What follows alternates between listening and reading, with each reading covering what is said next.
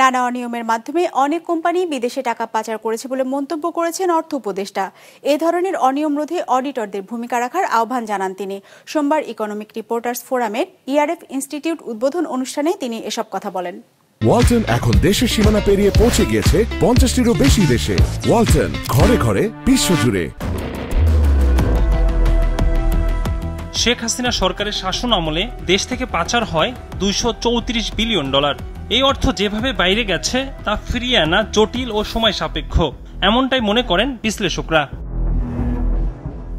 অর্থ উপদেষ্টাও একই কথা বললেন ইআরএফ এর আলোচনায়। জানান, ব্যক্তির বাইরেও অত্যন্ত সূক্ষ্মভাবে টাকা পাচার করেছে অনেক কোম্পানি।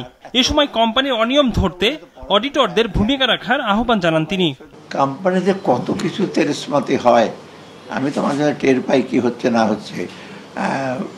সরকারের চেয়ে কিন্তু কোম্পানি স্মার্ট, আর তারা স্মার্ট বলে এত টাকা পাচার করতে পারছে। They have outsmarted Bangladesh bank official আর ব্যাংক অফিসিয়াল, কারণ তারা যাদের হায়ার করেছে তারা ইকুয়ালি জিনিয়াস।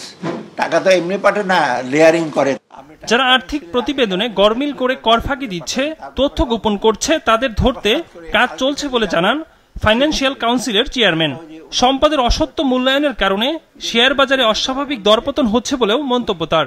ফিনান্সিয়াল ইনফরমেশনসগুলো যদি ফুল ডিসক্লোজার থাকে, কোনোদিন শেয়ার মার্কেটের শেয়ার প্রাইস আকাশে এবং পাতালে নামতে পারে না। যখনই কোনো ম্যানিপুলেশন হবে, তখন সেই ম্যানিপুলেশনের কারণে বিনিয়োগকারীরা ক্ষতিগ্রস্ত হবে।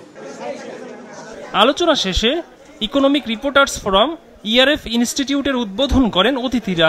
এই ইনস্টিটিউটে অর্থনীতিবিদের সাংবাদিকদের বিভিন্ন প্রশিক্ষণ দেয়া হবে। একরামুল ইসলাম খান, বিজনেস রিপোর্ট, মাছরাঙ্গা টেলিভিশন।